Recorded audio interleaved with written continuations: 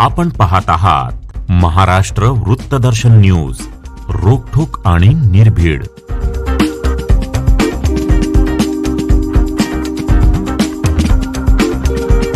सांगली, मिरज आणि कुपवाड महानगरपालिकेमध्ये राष्ट्रवादी अजित पवार पक्षाला मोठा हादरा बसलेला आहे.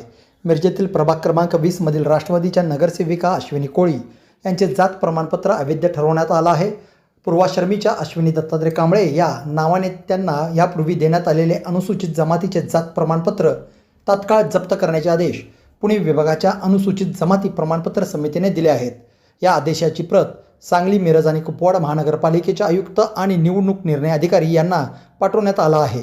या निर्णयामुळे नगरसेविका अश्विनी कोळी यांचे नगरसेवक पद रद्द केले जाणार आहे. सांगली, मिरज आणि कुपवाड महानगरपालिकेच्या 2026च्या सार्वत्रिक निवडणुकीमध्ये राष्ट्रवादी अजित पवार पक्षाकडून प्रभाग क्रमांक 20 मधून अनुसूचित जमाती प्रवर्गाच्या गटामध्ये अश्विनी कोळी यांनी निवडणूक लढवली होती आणि त्या निवडून आल्या होत्या. अश्विनी कोळी या विजयी झाल्या होत्या आणि शिवसेनेचे उमेदवार विकास सूर्यवंशी यांना 2 नंबरची मते मिळाली होती.